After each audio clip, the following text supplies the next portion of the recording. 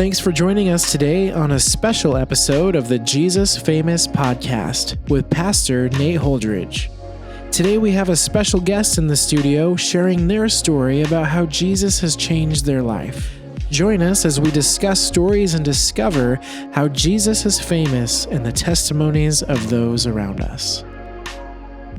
Hey everyone, thanks for joining us today on the Jesus Famous podcast. I'm Nate Holdridge, and today we have a special conversation with one of the members of Calvary Monterey, the church that I pastor, a man named Ernst Van Eegan. I wanted to say on the front end of this interview that Ernst and Gretchen's story has some delicate, grief-oriented subjects.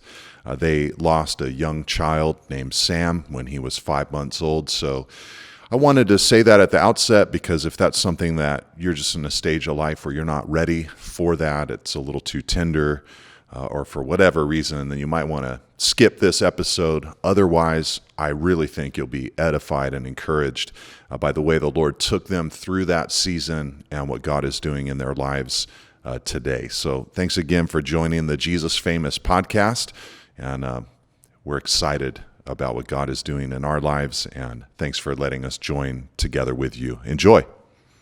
All right, Ernst, so that's your truck that I saw out there in the parking lot, right? Right. The crazy thing is you look like a Texan, you're married to a woman from Oklahoma, right. You work in the produce industry, but you don't sound like a Texan. I'm not. What you hear is a Dutch accent, but I was born here, so in a way, I was born here at Chump, so I'm not really sure what you're referring to, but I was raised in Holland, yes. My parents were Dutch, and they lived here for a couple of years, and me and my twin brother were one when we moved back to Holland, and we had very little to do with that. And I decided to return to this area in 2000. So yes, it's a heavy Dutch accent, but believe me, it was a lot heavier when I just moved here. I bet. I remember one of my friends who was in the military here. They were moving to Holland. They were being stationed there for a season. And one of my favorite stories, she talked about walking into the local shopping center. It was the Gap at the Del Monte Shopping Center. And the girl behind the register, somehow it came up that she was moving to Holland, and the girl behind the register said, "What do they speak there? Hollish?" You ever heard that one?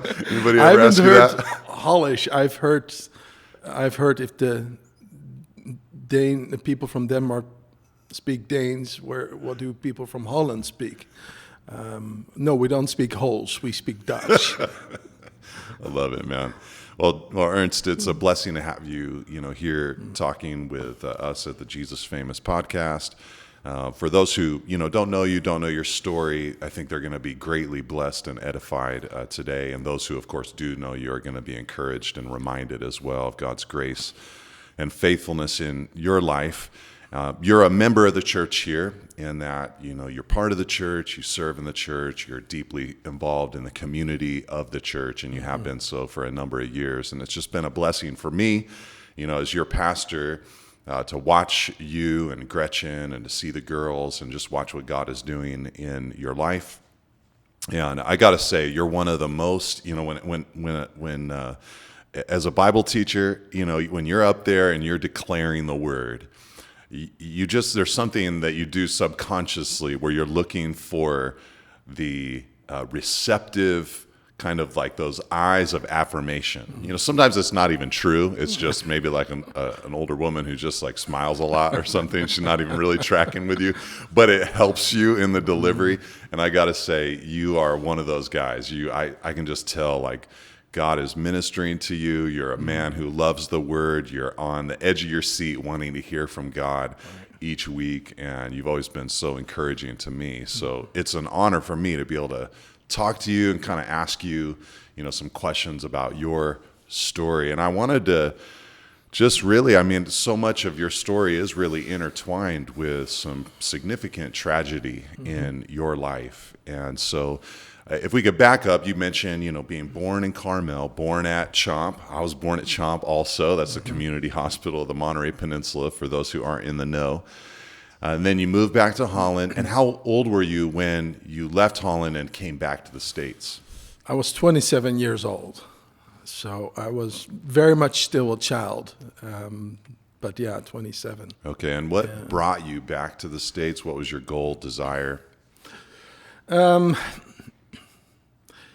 It's always a little bit of a complicated answer that I have to give because there were a lot of things going on in my life. And the reason I moved to the U.S. was, in a sense, get away from what I felt the grip of my family, the grip of the history of my family, the grip of the expectations that the family had or that I felt like they did.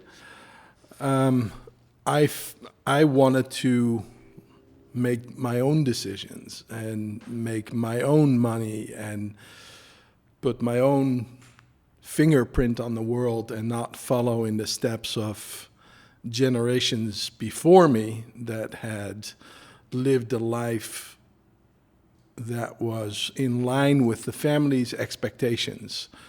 So essentially what it meant for me is that at one point after college, I was working in the shipping industry, and I was in a way being prepared to join the family company.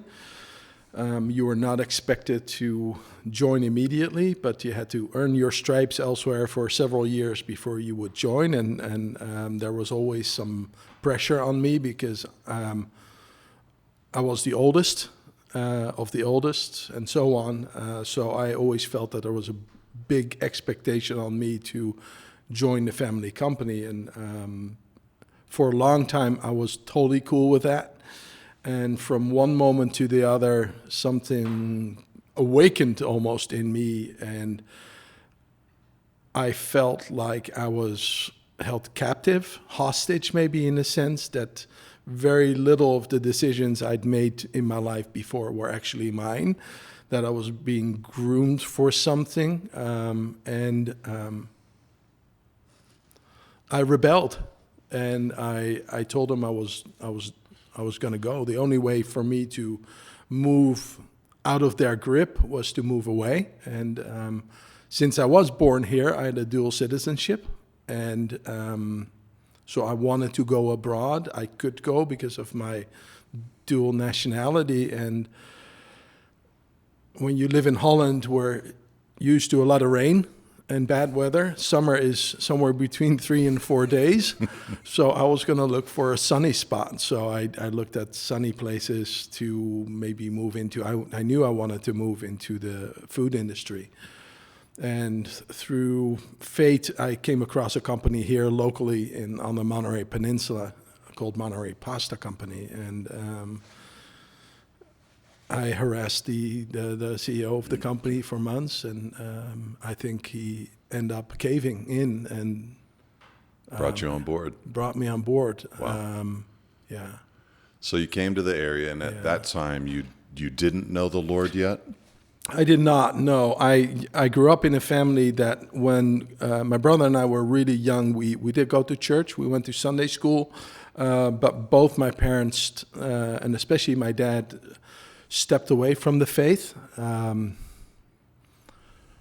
I think it left some deep scars because my family is, by nature, has been a Christian family. It has been really a dominating factor in the really old history of the family and even the family company, where Christianity played a very, very strong role on the survival even of the company and the ethics that they worked from. But my grandfather was one of those Christians that was very condemning. And I remember vividly when he would speak of the fear of God, I don't think he got the word fear right. I didn't think he spoke of reverence. I think he spoke of actual fear, that you may go to hell if you do certain things.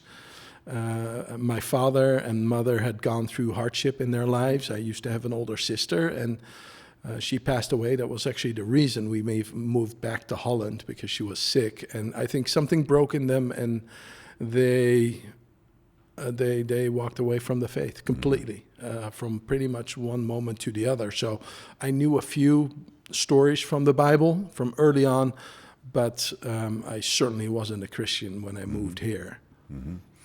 Well, so walk me through then how you came to be in the faith, and I know there's a big answer to that question. Yeah. So, and you know, it involves quite a bit of your own tragedy and stories. So Right. I know that it involves you meeting Gretchen and getting married. So tell me how that unfolded.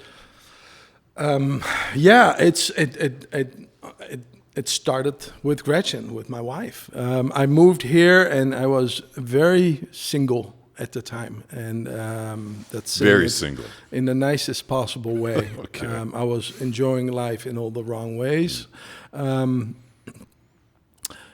When I met Gretchen, which is a very serendipitous story, because she worked in a building next door to mine, and a FedEx package with her name on it got misdelivered to my office. And she worked at a TV station, and I knew as a aggressively single man that's not a bad place to find pretty girls. And I didn't know who this Gretchen was, so I called them up and have them leave Gretchen a message, come and get that package at the building next door. And when I saw her, I can honestly say, for me, I knew something clicked immediately. For me, the love at first sight was certainly there. I knew there was something special about her. She didn't share that sentiment, I think, at the time. But I found out through... She's American. We don't believe in that in America. No, we don't. No, So she was not giving me any signals back, but I found out through coworkers who she was, and I found out that she had a boyfriend at the time. I was disappointed, but I did decide that I wanted to get to know her in a proper way. So at several events, I made sure to be there as well, and always sit next to her and be very polite and very gentlemanlike and funny and entertaining, and that seems to work apparently. But I never hit on her because she had a boyfriend, and not because I was holy or anything. I just had something like, there's plenty of fish in the ocean still, that kind of mindset. But I was definitely attracted to her, and then I found out that a couple of months later that she wasn't with that guy anymore, and I decided to ask her out. So she came over to my place on a Sunday night, and I actually cooked her a shark. I bought a fresh shark here at the commercial wharf. That feels like some kind of power move. I don't totally. know. Just Yeah. I'm gonna cook you shark for our first date. Right. What is the subliminal message there? I don't even think I want to know. I think, Nate, you will know, but it is. I wanted to show that I had a softer side, but with some power behind it as well. See. Oh yeah, I get it now. And I knew how to cook a shark. I didn't know that she was from Oklahoma, and they really don't eat fish there to begin with. So I think she faked her way through that dinner and took a few bites. But we fell in love that night. We really did, and head over heels. And I knew she was the girl I was going to marry. Wow. I remember calling my mom. I said, I met her. I know I have. Wow. And which is a very cool thing to experience. And Gretchen was... She was walking with Jesus. She knew who he was. She was a believer, and she asked me if I wanted to join her to church. on Sundays, and I played soccer on Sundays, so I had some hesitation and some excuses very often not to go, but I really enjoyed going. And this was a little church in Carmel, and it felt really good, and the stories were nice, and the people were nice, so I felt really good about going to church, but it almost felt more like a piece of gum. It feels nice and fresh, and half an hour later, it's pretty much gone. Wow. So in that period, I really never established even a personal relationship. Yeah, and you're not saying it was because the church in Carmel was the way it was, but you just weren't regenerate yet. You didn't know the Lord yet. I did not know the Lord. No, they're wonderful people and a great teacher, and we just we loved the place. I just had no idea what it required to open up your heart to Christ. So, but I've never been an atheist. I believed in something, probably God, but I didn't have time for this kind of stuff. That's kind of my mindset. And if I had a game at 11 in the morning, then I would choose the game over church. And that has changed, clearly. But that's... Thank you, brother. I appreciate that. No, thank you for that. But yeah, that's how she was the one that introduced me to church. Okay. Yeah. So you guys eventually get married, and you're still, you're going to church, but I think looking back, you probably wouldn't yet describe yourself as a believer. And then as the years tick by, you guys start saying to yourselves, hey, let's start a family. Right. And tell me about that process. What was that like for you? But actually, I do want to ask you, I want to go back. I want to ask you, what have been some of the challenges for you you're from Holland, you're a European man. She is from mid-America, from Oklahoma. I mean, you can't get two more different kind of cultures and contexts to kind of merge together. So could you give all of us listening some pro tips? What have been things that have been helpful to the two of you in marriage in dealing with those differences? I think, I think the real reason why it worked for us, because it is an absolute clash of cultures. Amsterdam is arguably the most liberal place in the world, and northwestern Oklahoma, they're cowboys. They're probably the most conservative place in the world. The two didn't clash. I think the love that we had for each other and the desire to really get to know each other and to want to get to know each other, I think that's the reason why it worked for us. Sure, I want to say that I had a desire to know almost like cowboy kind of life and so on. That wasn't the case. I just loved this woman, and I wanted to understand where she was coming from, and she loved me, and she wanted to understand where I was from and what got me here. So I think it was really a desire to get to know each other really intimately that as well. That really speaks to me, because not just for marriage, but of course we live in a very divided time. And even within the church, you can have people who agree to the basic core tenets of the Christian faith, but who in secondary or even tertiary and beyond matters are in disagreement, and sometimes can be pretty divided because of those disagreements. But that just simple answer from you that, well, it was our love for each other that drove us to, even though we had those differences, to really appreciate each other. I think that's important in the day and age that we're living in, especially when it comes to Christian fellowship. So you guys say, let's try to have a family. And apparently that wasn't just all right, 9 months later, our family began. No, nothing like that. No, it's it wasn't that easy for us. It actually was quite a struggle.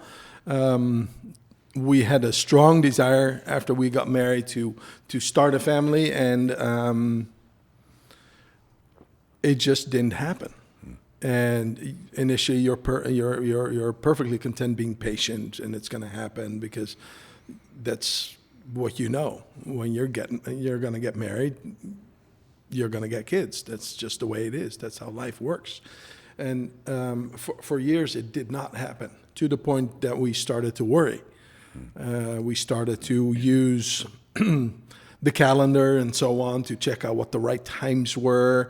We went to doctors. We looked at both our fertility and ability to maybe have a baby. And there were definitely some challenges. So there had to be some medication and lots of it actually. And but we were always told that it should be possible, and it just didn't. And for years and years, it didn't. And it started to almost create a little bit of a wedge between our intimacy, because our desire to have children became so important for us that our intimacy was dictated by it. And that was not healthy in hindsight.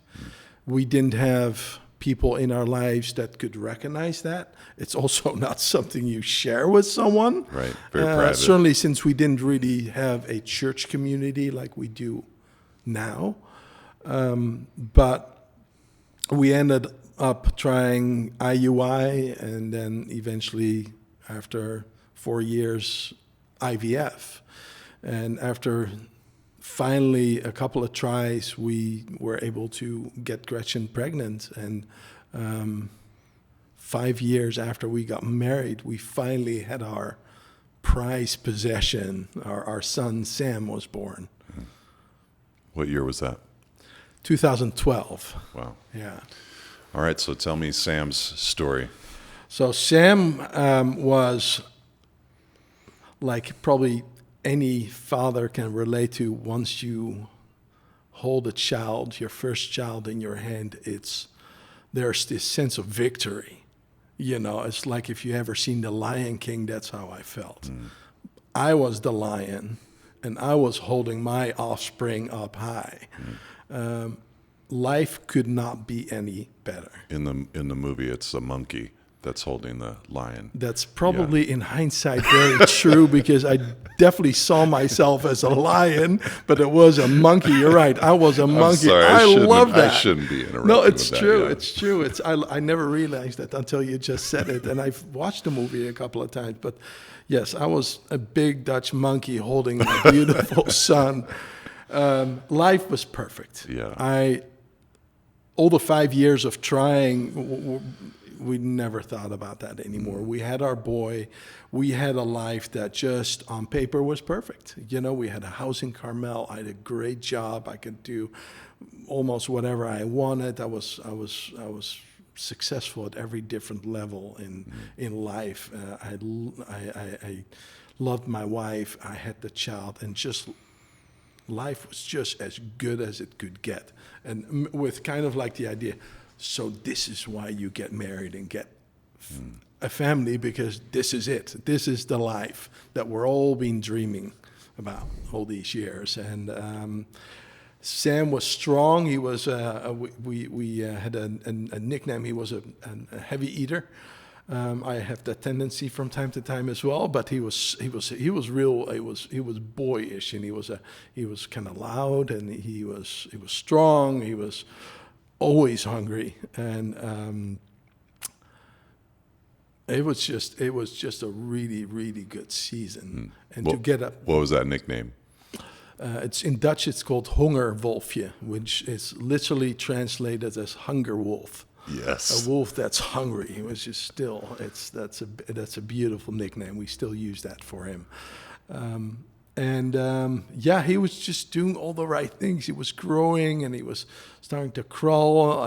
We just went on walks. You know, that life with a newborn is just so beautiful, because you're so dependent on each other as a couple, and you have a child that's so dependent on you, and just that realization that you are so needed and essential for this beautiful child's life is just really something beautiful. And in hindsight, we only know where that came from. So he was perfect. And after 5 months or so, we decided to show him off, and Gretchen booked a ticket to go to Oklahoma and to her mom there and her stepdad, and to Missouri where her dad lived at the time, and to make kind of like a round to show tour. off Sam a tour. I didn't join her. I had some work stuff going on, so she went to Missouri first for a couple of days. Then she went to northwestern Oklahoma, and she arrived at her mom's place. And I decided to meet her there for the last couple of days. And I arrived. It's a teeny tiny little town in northwestern Oklahoma. It's one of those spaghetti western towns. It's just, I stick out like a sore thumb, but I absolutely love it because time stands still a little bit there, and despite the size and the feel of the town, news moves really fast. You don't need the internet there because people talk so much with each other. They often know, I always joke about it, they know that I'm going to be there before I do. That's how fast news travels in these small little towns. So I loved being there. And I arrived, and Sam was just doing so good. He just started to make his first steps, and I was looking at it, so man, this boy is planting his feet in Oklahoma. This Oklahoma air is doing him really, really well and good. And we had a great time that first night. And early in the morning, Gretchen's parents let Gretchen and I sleep in a little bit. So we woke up probably around like 8 o'clock or so. And Sam was already up for hours and doing tricks and all kinds of stuff. And then it was time for his mid-morning nap. So he was laid in his crib, and for a little hour, maybe hour and a half, snooze, and he never woke up. I remember my mother-in-law holding him, running into the living room, and there's something wrong with Sam. There's something wrong. So I took him over, and he wasn't breathing. He was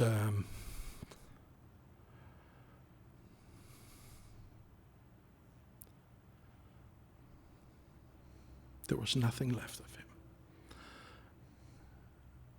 And everything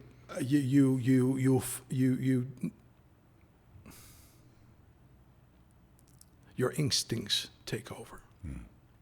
So for the next hour and a half or so, maybe a little less actually, I tried resuscitating a 5.5 months old baby. Trying to breathe life in that little body. But we both knew, Christian and I both knew that it was too late. We really knew from that first moment that I held him, we knew he was gone. But you try everything in your power to do, and because they live so remote, it took forever for a ambulance to show up. And eventually, after like an hour and 50 minutes, an ambulance did show up, and the trauma helicopter, and they took him to the nearest town about a half an hour away, and Gretchen and I had to follow in a car. We couldn't go with him, and I don't think I've ever driven as fast in my life to follow that helicopter, and then you find yourself in a hospital, on a hospital floor, crying and desperate and crawled in a corner in a fetal position, just shaking. I'm sure I was trying to pray. I don't remember that. But you had that little bit of hope that they could bring him back. But we knew that wasn't going to happen. Christian and I both knew. So we sat there on that floor together. And a couple of hours later, the doctor came out and he confirmed what we knew.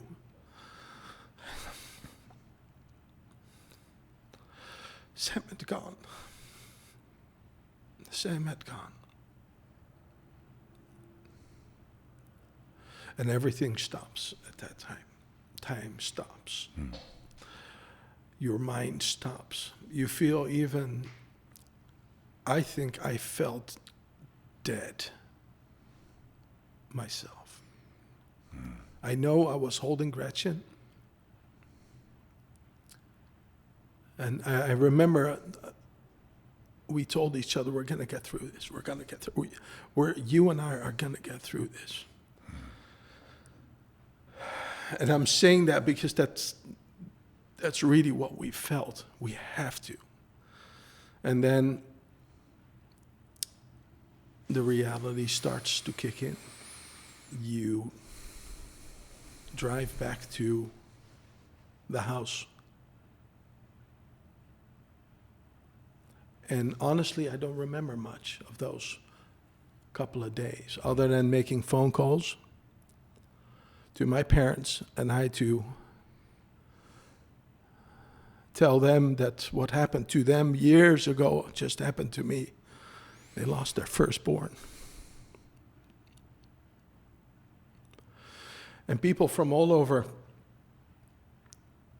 the US and Holland, and I had friends all over the world, they flocked to Oklahoma to be there with us, which is, in hindsight, such a beautiful thing that these good friends and families, they dropped everything what they were doing to come see us. Because we were absolutely devastated. I'm trying to remember as I'm telling this story, even like, how did we get through that first night? And I honestly don't know. Yeah. You feel absolutely dead inside. And it's, of course, I've told the story a couple of times, and I was so angry because it wasn't even a day later that you get the first questions about what do you want to do with the body? And that's such a violent question to a mother that just lost her child. So I did a lot of that work, so she didn't have to. We both decided we wanted to leave Sam in Oklahoma because he chose Oklahoma. He did things in his last couple of hours on earth that we had not seen him do. He showed strength that we had not seen before. So we felt both very compelled to leave him in Oklahoma, in Freedom, Oklahoma. That's a little town. And that's where his resting place is. So a couple of days later, my parents were there. Some of my best friends were there. My brothers, sisters, they were all there. Gretchen's family came out. And it was just overwhelming to see so many people, so much support. And they're all getting ready to go to Sam's resting place to put him to rest. And so many flowers. And I remember sitting in Gretchen's mom's house, at their little table, their little bar, by myself in shock, because you're just in shock. All you can do is breathe, because you cannot even think straight, Nate. It's a snow globe in your mind doesn't do it justice. There's absolutely there's so much broken inside your heart, inside your mind, that there's not a lot you can do. I remember sitting there, and Gretchen and her mom were taking the flowers to the cars that were going to the graveyard to put them to rest. And I was sitting there by myself, and Gretchen's purse was sitting on the bar where I was sitting, and out of nowhere,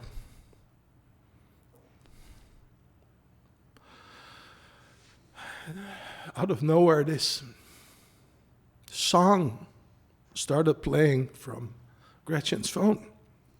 that was laying inside her purse that was untouched for all the time I'd been sitting there for half an hour, something like that.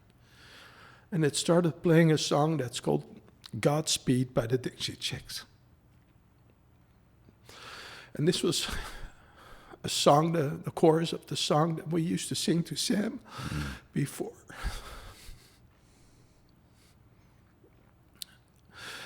Before we put him to bed, out of nowhere, that song started playing, that chorus. I cannot even thinking of the lyrics right now.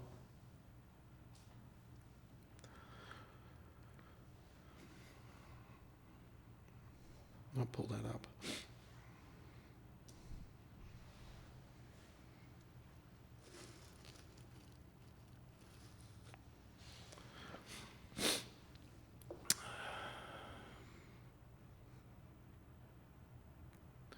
The part that started playing was God bless Mommy and Matchbox Cars. God bless Dad and thanks for the stars. God hears amen wherever you are. And I love you. Godspeed, little man. Sweet dreams, little man. Wow.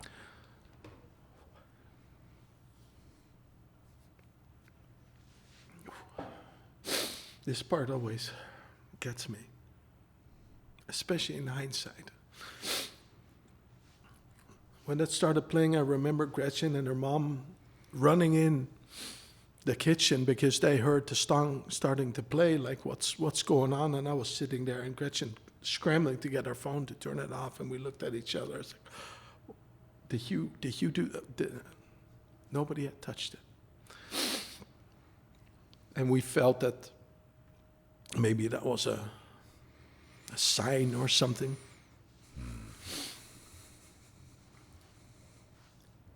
But in all honesty, I didn't think that much of it, which was crazy. But what I can tell you is that once we got home back to California, darkness set in and entered into our life. We went from shock into darkness and walking into an empty house where his room is still waiting for us. His clothes are still there. But we got home empty-handed, and we left the house with a prized possession and came home empty-handed.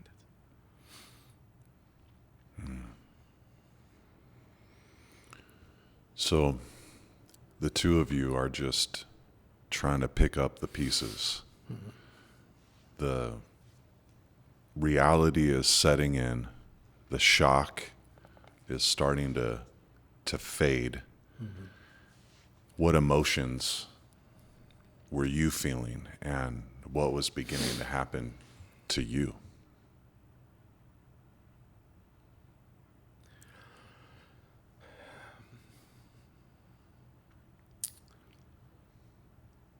For me, that was the season where darkness crept in my heart and in my mind, which I'd never experienced before because I'm very half glass full kind of guy, life of the party. And it wasn't there anymore. It's almost like you have to learn to walk again. Because everything reminds you of that beautiful life that you once had. And I was so angry at God. And I turned my back to him. How can a good God allow this to happen?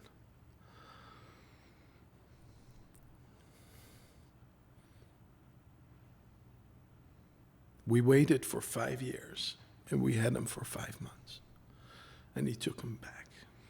And for me, all the church visits that Gretchen had took me on, and I wanted to go as well back then, were absolutely useless. It was a fraud. How can you believe in a good God when he does this to me? And the pain and the weight of the pain and the loss it slows everything down in a really bad way. So death has a tendency to drag one into solitude, darkness, disappointment, anger, resentment, hate. I hated God. And when that happened, you realize that grief is really complex. Mm-hmm. Gretchen and I were dealing with things in very different ways, at different intensity levels, at different speeds. We needed different things to get our minds off Sam.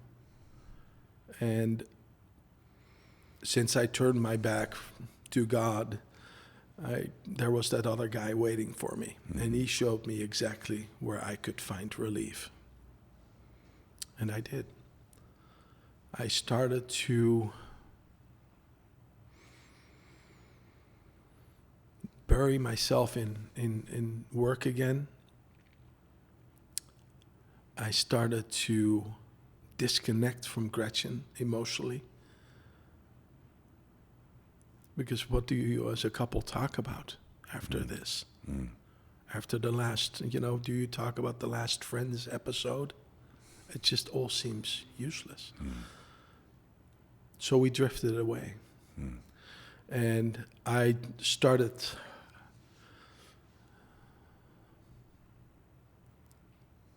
finding relief in things that were not good. I had a wandering eye. I became more than flirtatious. To the point where I had decided that I would allow myself to have an affair. And that actually almost happened. I almost got caught in cheating. I almost cheated. And that was the time where I felt I was at my absolute darkest. Because Gretchen found out.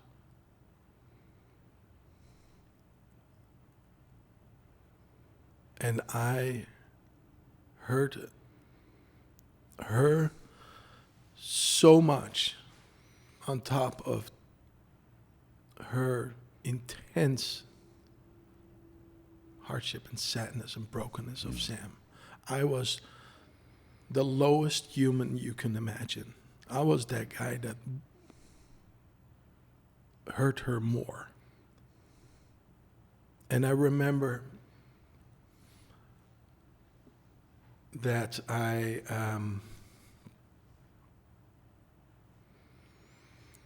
remember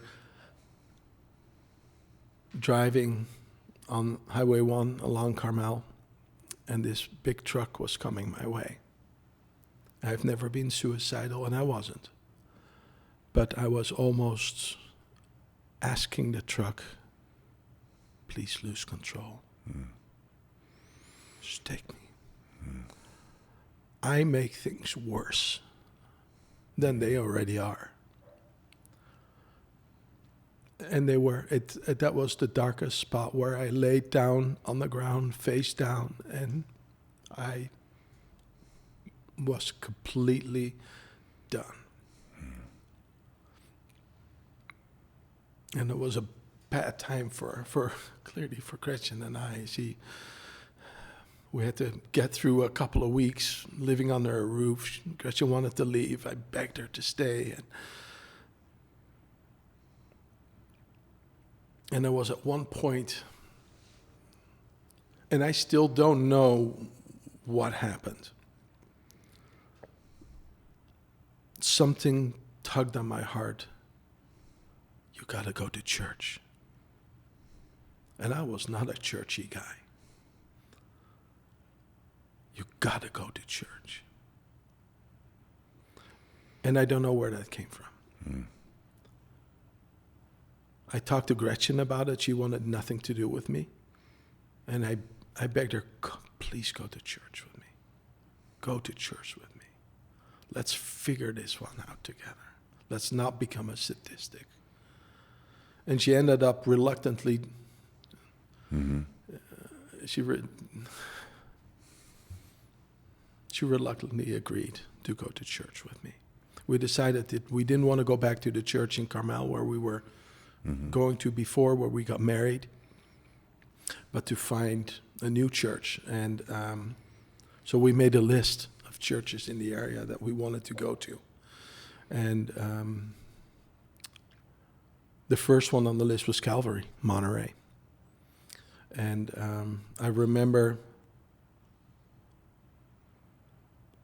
going into this building that didn't look like a church to me. But it clearly was, but it didn't have like a tower and stuff like that. That's the way I saw church. And this building is not like that. I saw a lot of young people. Churches that I'd seen were not like that. I actually remember seeing people with neck tattoos and stuff like that. Churches that I'd been were not like that. But I do remember that morning, that Sunday morning, and still to this day, Nate, every time I walk into the main sanctuary, I look at the seat where I was sitting that morning.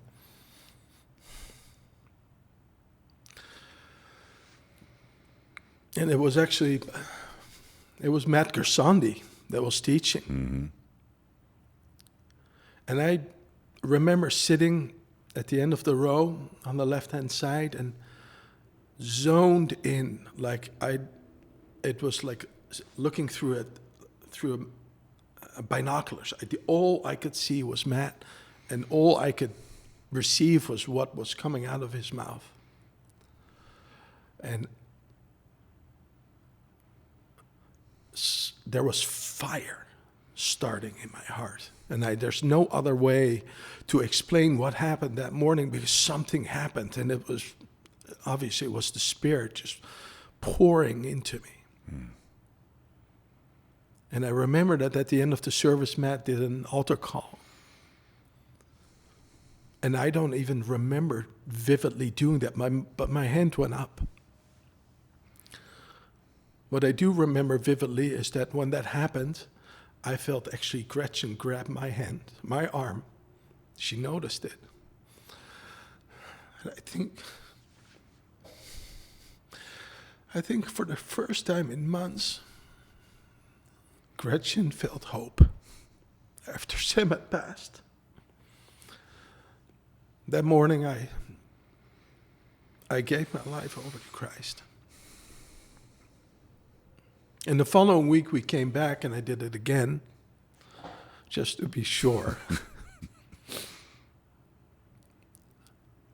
But something changed right there and then in me, in my heart, in my relationship with Gretchen.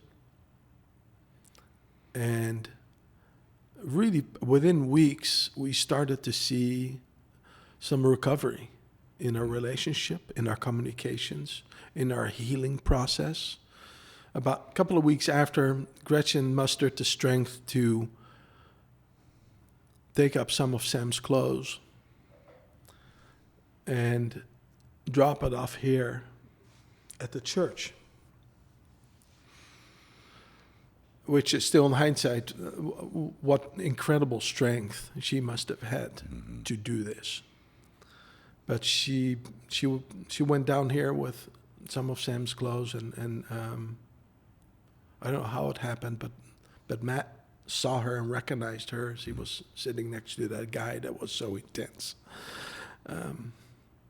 And we got hooked into the community here. And I got to know you. I got to know some of the other pastors.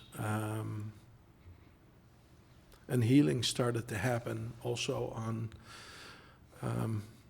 the spiritual side. Gretchen and I had been going to a grief counselor, a secular grief counselor who was fantastic, really, really good. And she was compassionate but firm. She met with us together individually. She didn't hold back. She absolutely ripped me, and rightfully so. But she was compassionate, and her focus was on healing and trying to salvage what we have. And I think the combination of that, the sessions with a grief therapist and getting immersed in a true, vibrant church where you felt that people loved you, was really the beginning of a complete new life for us. And we entered into a life group. We didn't know what that was. Gretchen, and I don't think ever done that. She's done like high school ministry in the past and stuff like that, but we didn't do small groups or life groups, and I'd never even heard of it. So, but we decided let's do this. Something's good. We felt something good was happening. Gretchen and I were healing together towards each other, but also just our life, picking up the pieces. And we walked into this life group of a random group of people with a same kind of love for Christ, but completely different backgrounds and different ages. And Gretchen and I walked in, and it's like, hi, we're Ernst and Gretchen. We have a dead son. And that life group just embraced us like family. And in that year, in that season, I should say, we just received so much love that started that healing process in our hearts, that we could feel that our life was starting to take a turn. And that all started right here. And that's incredible. Wow. Well, Ernst, I mean, I know there's more to the story, but before we continue, I just want to thank you. I mean, what you shared is highly vulnerable and delicate, sensitive, and just moving as someone who's receiving it, listening to it, interacting with it. And definitely not for our entertainment, but just highly impactful. And it's just amazing to me that God, you know, who, of course, you were very angry with and upset at, that same God, you know, extending his love to you and drawing you, reaching you. And I got to say, you've responded very well over the years. You know, it's just a delight to see you at this stage of your life. You know, you're in leadership in various aspects of the church, and God's blessed you with a couple of beautiful, crazy, enough energy for 30 kids, little girls, and, you know, is doing a pretty powerful work in your life. So that, of course, isn't always the case and always the story, you know, after a season of trauma or incredible grief, but it's been a blessing to see that unfold in your life. So years later, you guys decided to try to have kids again, and no one could replace Sam, but the Lord blessed you with another pregnancy, and you had a couple of little twins. Tell me the story of the twins being born, because that was a traumatic experience in and of itself. Right. we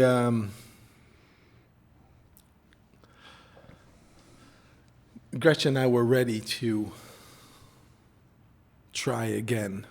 Her trust in me had been restored for a great part, and she wanted to, and we wanted to try again, which is what's scary. So we had still some frozen eggs from Sam's IVF batch, and we decided to try it one more time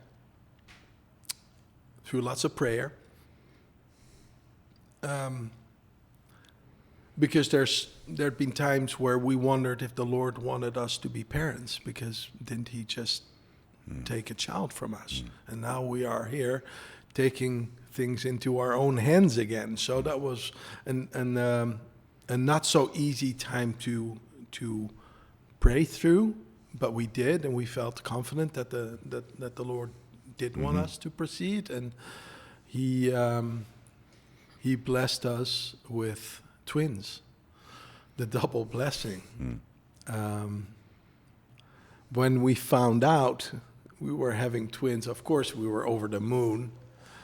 I'm a twin myself, so I know twinship is special, but I also know that twinship is not easy. I remember calling my mom that we were having twins, and the first thing she said, she laughed and she said, "It's payback time." I found a whole new respect for my mom after having twins myself. But yes, we were blessed with twins when Gretchen was due, and we were so grateful that she almost carried them to term. We went to the hospital, and it was a C-section, just like Sam.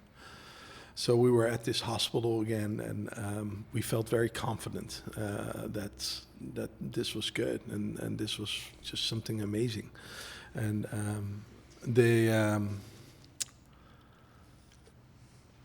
when the procedure started, our firstborn Ella, she had to fight through a little bit to come to this earth. There were a few complications. So one baby gets pulled out, and immediately after, MED came out as well.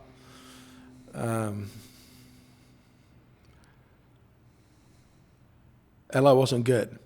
She had suffered during the birth, and she was fighting for her life. The doctors were fighting for her life, and I found myself again on my knees in the hospital. Not again, Lord, not again. Praying that Ella would make it. Probably the most fear I've ever had, just because I'd seen that I stared that in the face already once before. And I remember sitting and praying so hard and desperate again on that hospital floor, praying. And our OBGYN was just fantastic. She was a boss in that operating room, and she took full control over that like a lieutenant commander in the Marines. She knew what needed to be done to win this battle, and she did. But that was very traumatic. Wow. To go through that. Gretchen was in the meantime in the recovery room, so she never knew. Okay. And I couldn't even tell her about it. So she was holding MED, who was perfectly fine. Wow. But Ella was still being worked on. But thankfully she made it. Yeah. It probably describes her character. She's a tough one. But that was a very, very scary time. And interesting enough, that was the part, I think, harder on me, because I knew I'd seen it before. I knew what could be coming my way again. When Sam passed, we knew he was gone already. but we didn't know the road we were going to embark on after that darkness. Now I knew, here I go again. Yeah. But the Lord had mercy and heard our prayers, and she turned out to be fine. It's the most beautiful thing again to hold these two little girls. Having twin babies is not easy. When there's one child and the baby gets up at night and needs to be fed, there's not a lot the guy can do. Let's be honest, Nate. So with twins, that's different. The dad has to get in the game. All hands on deck. All hands on deck. So I wouldn't have it any other way. It was just beautiful, and the girls are fantastic. They're fraternal, and they're just absolutely beautiful. But we were still, despite the healing that had started in our lives, we were still damaged parents. Yeah. So neither of us slept almost through the night, because putting your child in a crib should be very comfortable. It's not for us. Yeah. And we realized after a couple of weeks, this is not going to fly. We can't live like this. So we ended up hiring a night nurse to stay awake and watch over the girls. Wow. We had told her our story, and she was a lifesaver. We could get a couple of hours of sleep while she was literally in the room with the girls, making sure they were alive. To this day, the girls, and they're 8 now, they sleep with a monitor in their room. Like an electronic monitor, not someone you've hired. Yeah, actually, I need to this day. We probably took that out probably about a year ago, I want to say. Okay. I'm not saying that right. A year ago, we finally took it out. Yeah. If it were up to me, they'll sleep with a monitor for the next 10 years. But, just speaks to the trauma you experienced and how that's still to this scarred day. you. Yeah. So because now, even every night we go to bed, I always tuck them in. I sneak in their room, and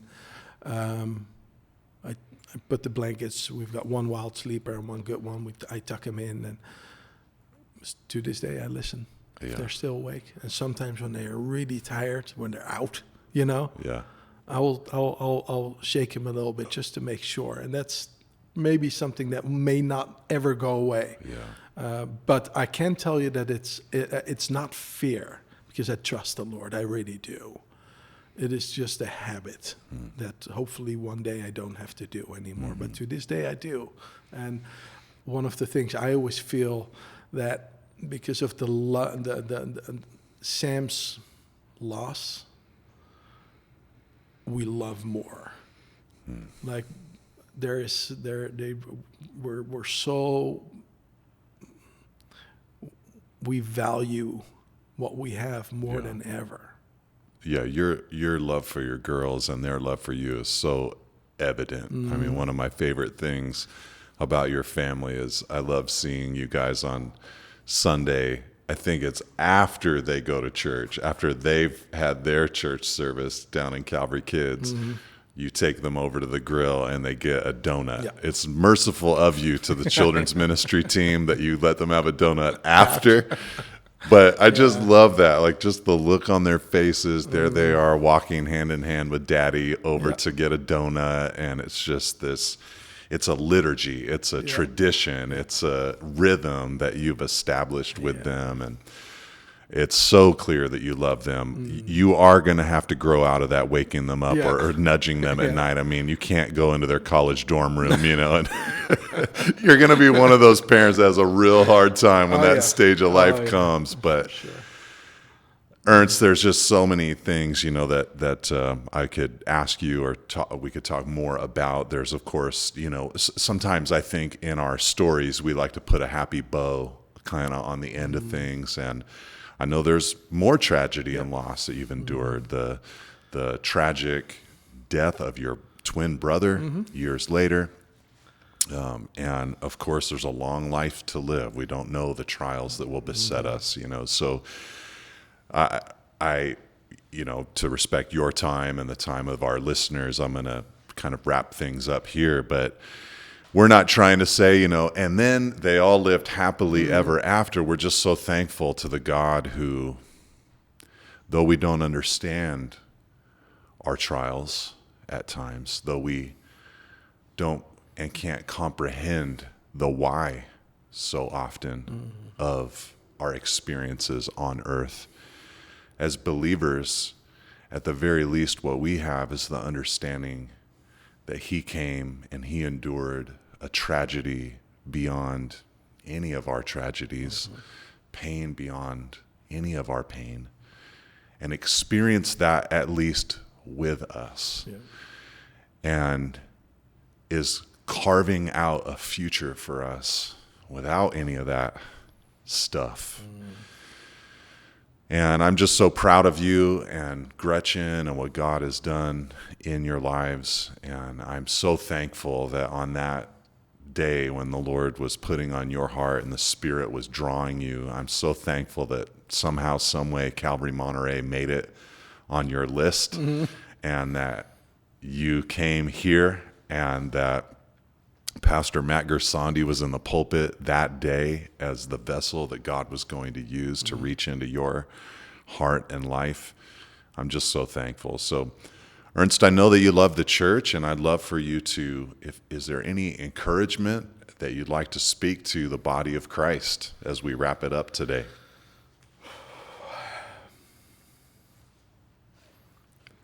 There is.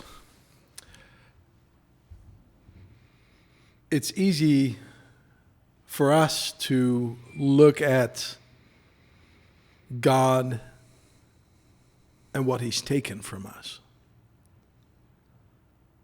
It's not the way we look at it. It's what he has given us, which is far, far greater than he's ever taken from us. We're thankful. We can truly say that we're thankful for the 5 months we got with Sam. I'm thankful for the 43 years with my brother. I'm true. I can honestly say that. I'm so grateful that we've been given that time. We've been chosen to be Sam's parents. I've been chosen to be my brother's twin brother.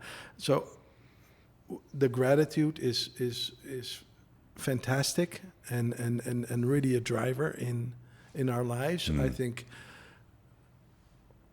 from the way I look at Christ is one that I'm very thankful for. When we learn about the redemption, the power, the redemption power, the power of redemption that Christ can have in our lives, I think we're living examples of that. That's something that was meant to destroy us, give us life. I think in a weird way, I'm grateful that when I read in the Bible that God loves us and loves me, that I've actually experienced it. It can be difficult to comprehend for people. What does it mean that God loves me? When I was at my lowest, I have felt the hand of Christ picking me up. I don't need to read that in the Bible. I've experienced it. And that's the foundation of my faith. And to me, that's the truth that I live on today, that he does. So that would be my encouragement. He does. We pray that today's discussion has blessed you. If you enjoyed today's episode, please like, subscribe, and share so we can continue to reach people and make Jesus famous in our lives and the lives around us. Until next time, God bless.